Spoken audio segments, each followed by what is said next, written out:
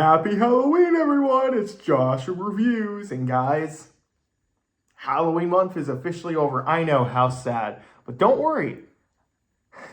Christmas month is just around the corner. Because everyone likes to forget about Thanksgiving for some reason. You know what? Maybe I'll just review a Thanksgiving movie this year. That'll be fun. I heard a sound in the other room. Scared me. I guess it's Halloween. Everyone's entitled to one good scare. Anyways, today we're going to be talking about one of my favorite horror movie sequels ever made, 2018's Halloween. Now, I talked about this movie in 2019? It's been a fat minute since I've talked about this movie. So I was originally going to review the original Halloween 2, but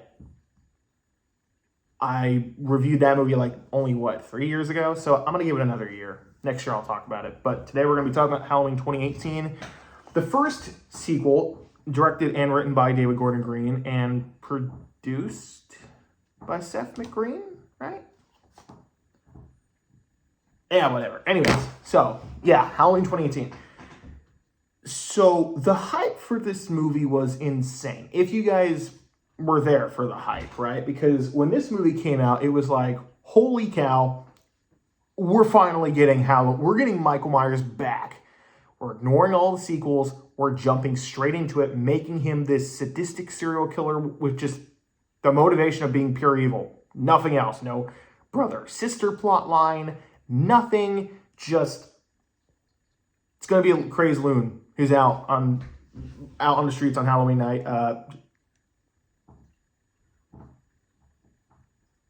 That was weird. You saw that, right? That was weird. I'm keeping that in the video. It's the fun of making these videos unscripted. So, yeah. So this is the first sequel to not follow the whole brother-sister plotline, unless you count Halloween 3, but that's literally on its own terms. So, this is also the first Halloween movie to actually have John Carpenter come back. Him and his two sons did the soundtrack, and I believe they also have a producing credit. I could be wrong on that, but yeah, so this was like, we're back, baby. We're back. And let me tell you, I was stoked to see a Halloween movie in theaters. And did it live up to the hype? Absolutely.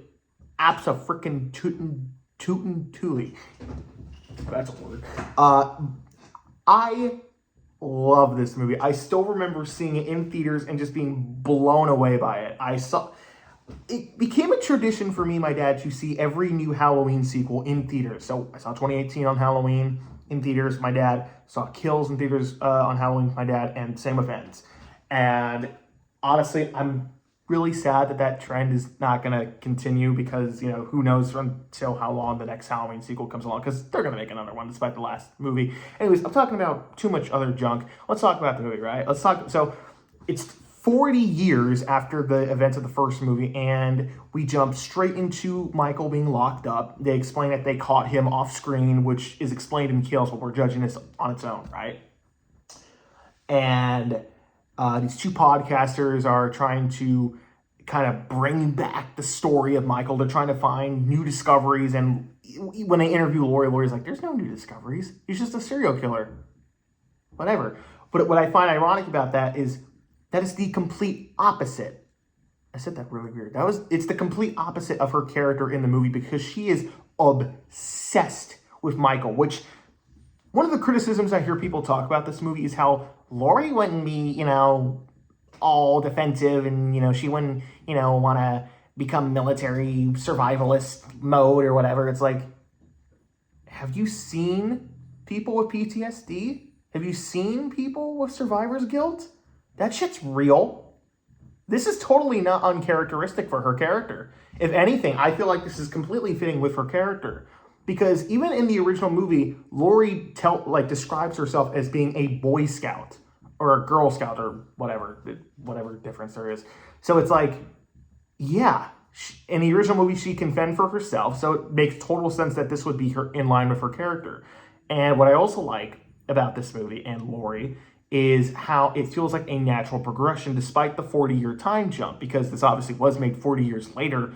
But regardless of that time jump, I do like the fact that they really go into exploring what the fuck she's been through in those 40 years. And that's why I like Allison and Karen in this movie, because two totally different personalities. Karen had to grow up with Laurie, and because she's Laurie's daughter, she was filled with paranoia, and like Laurie, unbeknownst to her put trauma onto Karen, despite the fact that she was trying to raise her to be a survivalist and train for the worst to come, right? Because she was preparing for Michael to come back because she thought that Michael was after her, which I find fitting because all the other sequels are about Michael trying to get back to Laurie. So that makes sense.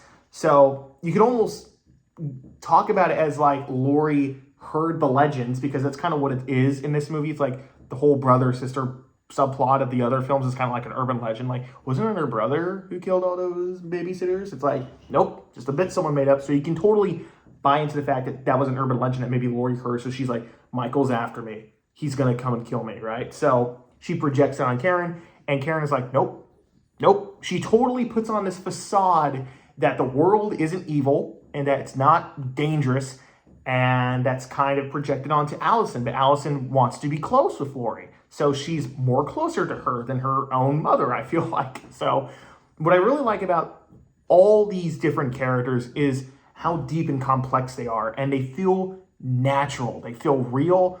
None of the writing in this feels fake. It feels very organic, and I love the chemistry between Allison, Karen, and Laurie. They really feel like a trio of survivor girls, but like a generation, like a legacy, right? I really love these three characters. I will say, I feel like Kills gives Karen a lot more to do than in this movie. She is just kind of there, but what is there is really good. That's one of the things I do like about...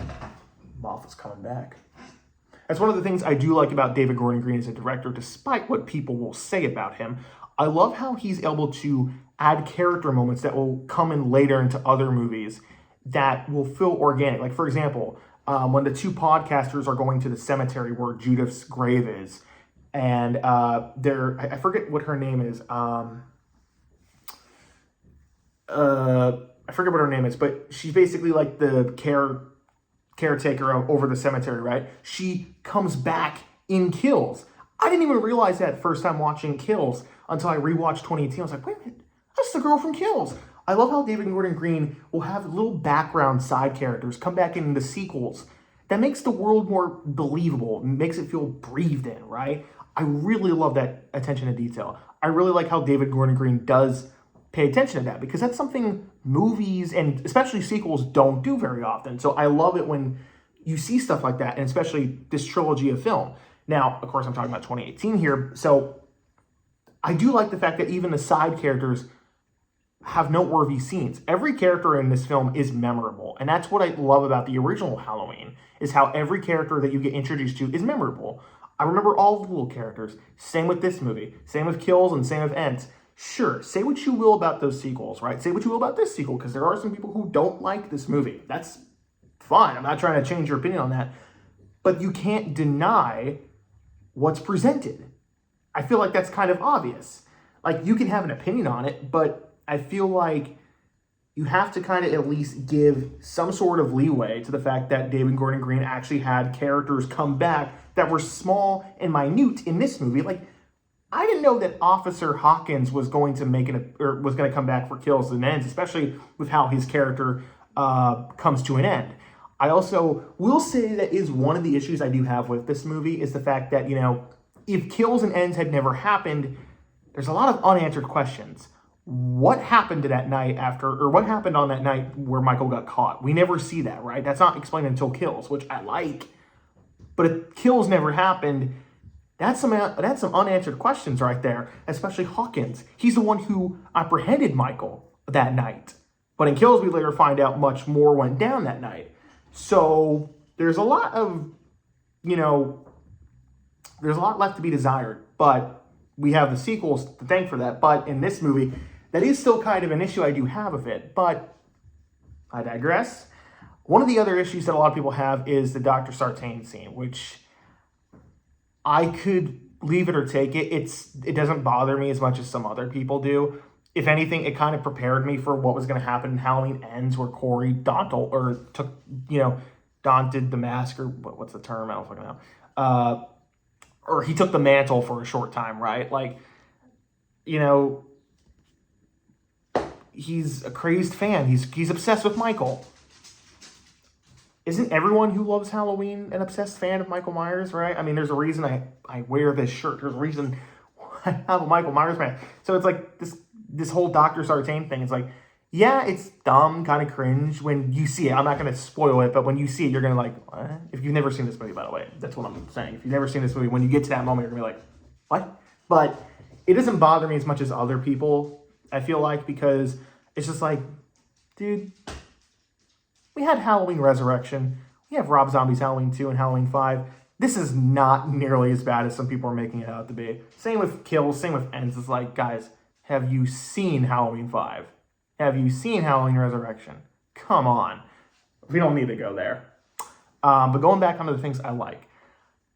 Michael Myers is incredible in this movie. I heard a lot of people complain that, especially in Kills, but this movie especially, that Michael he doesn't like do much of stalking as he does just kind of like, oh, kill one person, go to the next place, kill the next person. But to me, again, I feel like it's a natural progression for the character. Because, yeah, in the original Halloween, he has more of a stalker approach. He's watching his victims, kind of observing how to do it. But what has changed here? Like, really analyze it. Michael is going, house to house, place to place, killing people. But he is still analyzing. He's had a lot of time to prepare for this night. Now, did he know he was going to escape 40 years later? No, I doubt anyone would. But I like that you can piece together what is going through Michael's head in this film, which is kind of the whole theme. It's like, Dr. Sartain wants to know what thrill Michael gets out of killing. Same way the audience is obsessed with Michael, same way the characters are. Same way Michael is like, he's just fascinated with Halloween. Why does he kill on Halloween? I don't know. He's just fascinated with it. He killed his sister. Now he just kills people mindlessly. He's just pure evil. That's what I love about this movie compared to some of the other sequels. Halloween 2, admittedly, is a good follow-up to Halloween 1, but where I feel like that film is so overrated, even though it's a good movie, I think it's really overrated because it kind of diminishes who Michael Myers is. Plus, there's a lot of nothing that happens in that movie. Can we just all be honest here? There's a lot of nothing happening in that movie. It's just buying time. It's just a lot of padding before we get to Michael, going after Laurie. There's another moth, bruh. What is up with this? Unscripted. So I really feel like this movie is the first sequel in years to really understand what Michael Myers is, who he is, and gets to the fundamental core of what makes Michael Myers scary. There's a lot of scenes that really, really are creepy. The scene where Michael is killing the two podcasters in the bathroom, which is shown in the trailer, that's not a spoiler. It's very disturbing, and the music by John Carpenter is incredible. He is a great composer.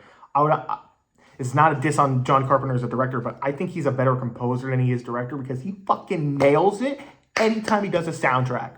Anytime. Thing. Halloween. Halloween 2, Halloween 3, Halloween 2018, Kills, Ends. Christine. The Fog. Firestarter remake that no one saw, but fuck, he does good soundtracks, man. And the Shape Hunts Allison is, but the song choice when Michael is killing the two podcasters is just sinister, and I love it. I love it so much. There's a lot of tense scenes in this movie, and what I also like is that, yeah, Michael Myers is legitimately scary, just like how he is in the original, but in a different form. In the original, he's just kind of mindless, but he's also he takes the stalker approach. In this one, he's just like mindless, but you really get the sense that there is like a childlike mindset to it. And he's 60 years old in this timeline, so it's really crazy to think. Which, by the way, 60-year-old Michael looks so good. This is easily the best looking Michael we've had since the original. It's not my favorite Michael Myers look. That belongs to Halloween Ends because I love the whole cobweb rotted away mask. That's my favorite look of Michael, but I digress. I'm not talking about this here, I'm talking about 2018. Michael Myers looks like a fucking beast in this movie, and I love it. But going back to what I was saying about how there are scenes in this movie that are legitimately creepy and terrifying, the scene where it's the one shot where Michael is going house to house killing people, and then he passes by the crib. Fucking chills. That scene, when I saw it, I was like, oh, is he gonna kill a kid? Is he gonna kill a baby? Oh my God. But you see what I'm saying? Like, moments like that were like, oh, this isn't the same Michael we're dealing with from 1978. This is a different Michael. He's been waiting for this night for 40 years, and that is what I love about this movie. This feels like a natural progression from the original movie in every right way. Sure, you could nitpick of certain things. For example, this movie is really just the best of the franchise. I've heard a lot of people say that they didn't like this movie because it just feels like it's taking elements from every other sequel. But this is a complete redo, a complete start over. I want it to at least pay homage to the other sequels if it is going to start over. Because part of what made this franchise popular is those sequels. Sure, you had the original movie and you can't beat the original movie, but the sequels are kind of what I don't want to say elevated. Because obviously the first one made such a big impact in of itself. People still talk about the original to this day. But the sequels are what kind of gave the foundation. And this movie is a best of. But that's not a criticism, I feel like. I feel like a lot of people use that as a criticism. Because everyone's going to have their own preferred Halloween timeline, preferred sequel. And guys, this one's it for me. And I just love how it takes everything I like about this franchise and the original movie and just combines it into one big 40-year celebration. When I saw this in the movie theater, loved it. Still to this day, I love it. I'm going to give it an A+. It is one of my all-time favorites. And I'm not talking like sequels. I'm talking like movies. TV just turned off. This is one of my favorite sequels ever made. I love it. If you guys haven't seen it, watch the original Halloween. Watch this. And honestly, you can end it right there. That's the other thing, too, I like about it. This movie has a pretty definitive ending, despite some of the stuff I was saying earlier about how there's some unanswered questions. But you can kind of piece together, like, okay, that's probably what happened. And even though I love kills and ends, I know, hot take, but if those movies never existed and we just had this, I'd be satisfied. It's a great movie. Anyways, guys, happy Halloween. I hope you guys enjoyed this month marathon of movie reviews. Stay tuned because Christmas month is going to come pretty late than ever. It's coming. It's kind of scary how fast it's coming. But Thanksgiving's coming up. Maybe I'll check out some movies before I do Christmas movies. Maybe I'll even take a look at a Thanksgiving movie. Guys, I need to get a haircut. I'm tired. I'm going to eat some candy. I want to watch this movie again. Happy Halloween, and see you guys later. Bye.